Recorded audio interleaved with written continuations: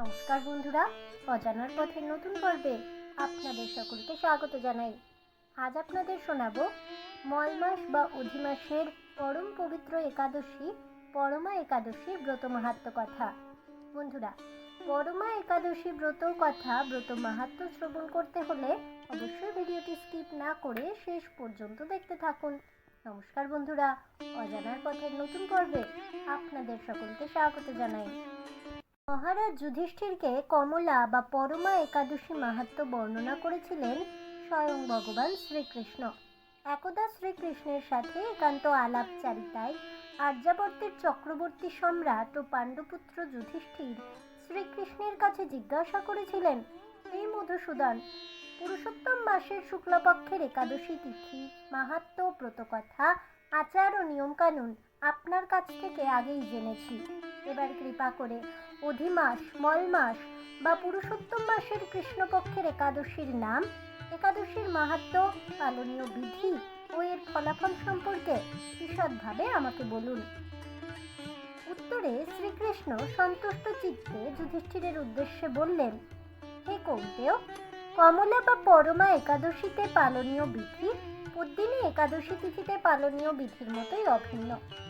অন্যান্য একাদশী তিথির মতোই পূর্বে দশমীর দিন থেকেই ব্রত কার্যের সূচনা হয় এবং দশমীর দিন থেকে কাঁসার পাত্রে ভোজন, মসুর, ছোলা, শাক এবং অপরের অন্ন ও আমিষ বর্জন করতে হয়।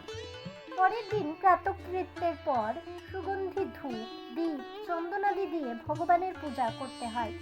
রাত্রিতে জাগ্রত থেকে ভগবানের নাম গুণকীর্তন করতে হয় এবং পদ্মিনী একাদশীর মতো এই কমলা বা পরমা একাদশী ব্রত সুখদাত্রী, মুক্তিদানকারী, আনন্দ প্রদানকারী, পবিত্র এবং পাপ বিনাশিনী। এই সকল কারণে এই একাদশীর নাম পরমা। পরমা একাদশী মাহাত্ম্য। পরমা একাদশী পালনের বিধি ও নিয়মকানুন বর্ণনা করার পর ভগবান শ্রীকৃষ্ণ এবার পরমা একাদশীর মাহাত্ম্য বর্ণনা শুরু করলেন। তিনি যুধিষ্ঠিরকে বললেন, হে মহারাজ যুধিষ্ঠির, পরমা একাদশী কেন একটি অবশ্যই পালনীয় এবং এই একাদশীর প্রভাবেই কি ধরনের ফল পাওয়া যায় সে বিষয়ে একটি কাহিনী আমি আপনাদেরকে বর্ণনা করব। একদা আমি যখন কাম্পিল্য নগরে ভ্রমণ করছিলাম তখন সেখানকার কিছু সাধু সন্ন্যাসী ও মুনি ঋষিদের সান্নিধ্য লাভ করার সুযোগ হয়েছিল আমার এবং পরমা একাদশী মাহাত্ম্য বা ব্রতকথার এই কাহিনী আমি তাদের শ্রীমুখ থেকেই শ্রবণ করেছিলাম। পুরাকালে কাম্পিল্য নগরে সুমেধা নামে এক হতদরিদ্র ব্রাহ্মণ বাস করতেন। তার স্ত্রীর নাম ছিল পবিত্রা। দেবী পবিত্রা ছিলেন অত্যন্ত সাধ্বী ও পতিব্রতা, কিন্তু পূর্বে কৃত কিছু কর্মফলের কারণে সুমেধা নামের এই ব্রাহ্মণ ধনহীন হয়ে পড়েন। তার অবস্থা এতটা শোচনীয় ছিল যে গৃহীদের কাছে ভিক্ষা চেয়েও তার কপালে কিছুই জুটত না। কিন্তু তা সত্ত্বেও তার পতিব্রতা স্ত্রী নিষ্ঠা সহকারে পতি সেবা করতেন। তিনি এতটাই ত্যাগী ছিলেন যে গৃহে অতিথি আসলে তাদের সেবা করার পরে প্রয়োজন পড়লে তিনি নিজে অনাহারে থাকতেন। দেবী পবিত্রা কখনোই তার স্বামীকে বলতেন না যে তাদের গৃহে অন্ন বা ভোজ্য কিছু নেই। কিন্তু দিনের পর দিন অনাহার ও অর্ধাহারে থাকার পর ক্রমে ক্রমে শারীরিক অবস্থার অবনতি ঘটতে থাকলো এই পতিব্রতা নারী। আর তাই পত্নীর শারীরিক দুরবস্থার কথা চিন্তা করে ব্রাহ্মণ সুমেধা নিজের ভাগ্যকে দোষারোপ করতেন। একদিন ব্রাহ্মণ তার পত্নীকে বললেন, হে কান্তে, তুমি আমাকে নিজ মুখে না বললেও আমি তোমার কষ্ট বুঝি। তোমার জীর্ণ শরীর এই অর্ধাহার অনাহারের বোঝা বইতে পারছে না, কিন্তু বলো এখন আমি কি করব? শত চেষ্টা করেও আমি ধনবান মানুষদের কাছেও ভিক্ষা চেয়ে পাই না। ক্রোশের পর ক্রোশ হেঁটে গিয়েও ভিক্ষা সংগ্রহে আমি প্রতিনিয়ত ব্যর্থ হই। এখন আমার ইচ্ছে, ধন সংগ্রহের জন্য আমি দূর দেশে কোথাও যেতে চাই। সেখান থেকে ধন লাভ করতে পারলে তোমার এই কষ্ট আর আমাকে দেখতে হবে না। তুমি আমাকে দূর দেশে ভিক্ষা সংগ্রহে যাবার অনুমতি দাও। ব্রাহ্মণ পত্নী তখন হেসে স্বামীকে বললেন, হে বিদ্বান, এ জগতে প্রত্যেক মানুষ তার পূর্ব সঞ্চিত ফল ভোগ করে। তাই পূর্বজন্মের কোনো সঞ্চিত ফল না থাকলে স্বর্ণ পর্বতে গেলেও কিছু পাওয়া যাবে না। হে স্বামী, পূর্বজন্মে আমি অথবা আপনি কেউই হয়তো আমাদের ধন সম্পদ ইত্যাদি কোনো কিছুই সৎপাত্রে দান করিনি। সে কারণেই আজ আমাদের এমন দুর্দশা। তাই আমাদের ভাগ্যে যা আছে তা এখানে থেকেই লাভ হবে। তাছাড়া আপনাকে ছাড়া আমি এক মুহূর্তও থাকতে পারবো না, কেননা আমার মতো প্রতিহীনাকে দুর্ভাগা বলে সবাই তখন নিন্দা করবে। অতএব এখানে যা ধন লাভ হয় তা দিয়ে আমাদের দুজনের দিন যাপন করাই শ্রেয়। ব্রাহ্মণ সুমেধা তার বিচক্ষণ পত্নীর কথা শুনে তার অভিপ্রায় বদল করলেন। ভাবলেন, তার স্ত্রী শুধু সাধ্বী এবং পতিব্রতাই নন, বরং বিচক্ষণ ও জ্ঞানীও বটে। তাই স্ত্রীর পরামর্শে কাম্পিল্য নগরেই অতি কষ্টে দিনাতিপাত করতে লাগলেন এই দম্পতি। একদিন ভগবানের আয়োজনে মুনিশ্রেষ্ঠ কৌণ্ডিন্য পদার্পণ করলেন কাম্পিল্য নগরের সুমেধার পর্ণকুটিরে। এমন বরেণ্য ঋষির দর্শন পেয়ে অত্যন্ত আনন্দিত হলেন ব্রাহ্মণ সুমেধা। তিনি সস্ত্রীক মুনিকে ষষ্ঠাঙ্গে প্রণাম করে এবং কৌণ্ডিন্য মুনির পদধৌত করে তাকে আপ্যায়ন করলেন। এরপর সুন্দর আসনে বসিয়ে দিয়ে তার পূজা করলেন এবং পদসেবা করলেন। তাদের কুটিরে সঞ্চিত সামান্য কিছু ভোজন এনে ওই দম্পতি আনন্দ সহকারে মুনিকে ভোজন করালেন। তাদের আয়োজন অতি সামান্য হলেও তাতে ভক্তি, আন্তরিকতা ও সেবার কোনো ত্রুটি ছিল না। তাই মহামুনি কৌণ্ডিন্য তাদের আপ্যায়নে অত্যন্ত প্রীত হলেন।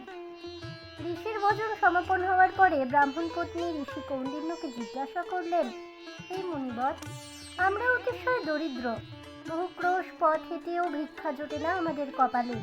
তাই দয়া করে আমাদের এই সামান্য আয়োজনে আপনি পরিতৃপ্ত হন।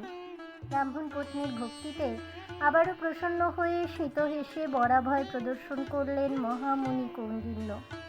এরপর ব্রাহ্মণ পত্নী আবারও জিজ্ঞাসা করলেন, হে মুনিবর, আমার স্বামী আমাকে এখানে রেখে ভিক্ষা সংগ্রহের জন্য দূর দেশে যেতে চান, কিন্তু আমি তাকে যেতে নিষেধ করেছি। আমার বিশ্বাস ছিল আপনার মতো কেউ একজন আমাদেরকে উদ্ধার করার জন্য এখানে পদার্পণ করবেন। হে জ্ঞানী, এখন আমাদের ভাগ্যবশে এখানে আপনার শুভাগমন ঘটেছে। আপনি আমাদেরকে বলে দিন, কিভাবে দারিদ্রতা নাশ হয়, বিনা দানে কিভাবে ধন, বিদ্যা, স্ত্রী লাভ হয়, দরিদ্রতা বিনষ্ট হয়, এমন কোনো ব্রত বা তপস্যার কথা আপনি কৃপা করে আমাদের বলুন।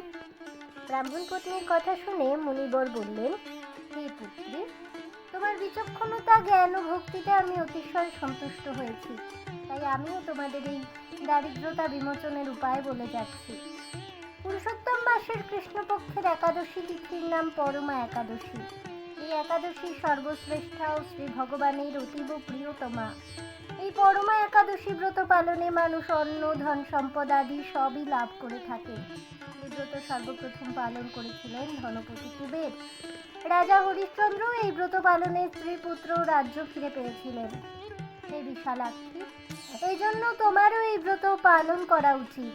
এই বলে ব্রাহ্মণের পর্ণকুটি ত্যাগ করলেন মহামুনি কৌণ্ডিন্য। এরপর কৌণ্ডিন্য মুনির নির্দেশ মোতাবেক ব্রাহ্মণ সুমেধা সস্ত্রীক বিধি মতো পুরুষোত্তম মাসের কল্যাণদায়িনী পরমা একাদশী ব্রতটি পালন করলেন। ব্রত সমাপনের পর আচমকা রাজভবন থেকে এক রাজকুমার তাদের ছোট্ট কুটিরে প্রবেশ করলেন এবং ব্রহ্মার প্রেরণায় এই রাজকুমার বহু ধন সম্পদ, নতুন গৃহ ও গাভী দান করলেন সুমেধা ও স্ত্রীকে। এইভাবে পরমা ব্রতের প্রভাবে ব্রাহ্মণ দম্পতির সকল দুঃখের অবসান হলো। অপরপক্ষে ব্রাহ্মণের প্রতি এই দানের ফলে মৃত্যুর পর সেই রাজকুমারও বিষ্ণুলোক প্রাপ্ত হয়েছিলেন। শ্রীকৃষ্ণ বলে চললেন, হে পাণ্ডব, যে মনুষ্য এই একাদশী ব্রত পালন না করেন তিনি 84 লক্ষ জনিতে ভ্রমণ করেও কখনো সুখী হন না। বহু পুণ্য কর্মের ফলে দুর্লভ মানব জন্ম লাভ হয়। তাই মানব জীবনে এই একাদশী ব্রত পালন করা অবশ্য কর্তব্য। স্বয়ং ভগবান শ্রীকৃষ্ণের শ্রীমুখ নিঃসৃত এই পরমা একাদশী মাহাত্ম্য শ্রবণ করে মহারাজ যুধিষ্ঠির তার আত্মীয়বর্গের সঙ্গে এই ব্রত পালন করেছিলেন। অথ পরমা একাদশী ব্রত কথা, মাহাত্ম্য কথা এখানেই সমাপ্ত হলো। পরম পুরুষ ভগবান শ্রী বিষ্ণুর জয় হোক। জয় হোক ভগবান শ্রী হরি শ্রীকৃষ্ণের। জয় হোক পরমা একাদশী ব্রতের। জয় হোক সকল হরি ভক্তগণের। হরে কৃষ্ণ কৃষ্ণ কৃষ্ণ হরে হরে, হরে রাম রাম রাম হরে হরে। রাধে রাধে। এই বলে আমার আমার আজকের ভিডিওটি আমি এখানেই শেষ করছি। তাহলে বন্ধুরা, পরমা একাদশী মাহাত্ম্য শ্রবণ করে আপনাদের কেমন লাগলো অবশ্যই আমাকে কমেন্টে জানাবেন। ভিডিওটি ভালো লেগে থাকলে লাইক শেয়ার করতে ভুলবেন না। আমার চ্যানেলে নতুন বন্ধু হয়ে থাকলে চ্যানেলটিকে সাবস্ক্রাইব করে দেবেন। পাশে থাকা বেল বাটনটি প্রেস করে রাখবেন নতুন ভিডিওর নোটিফিকেশন পাওয়ার জন্য। ফিরে আসছি পরবর্তী ভিডিও নিয়ে। ততক্ষণ সবাই ভালো থাকুন, সুস্থ থাকুন আর অবশ্যই সঙ্গে থাকুন আর দেখতে থাকুন অজানার পথে।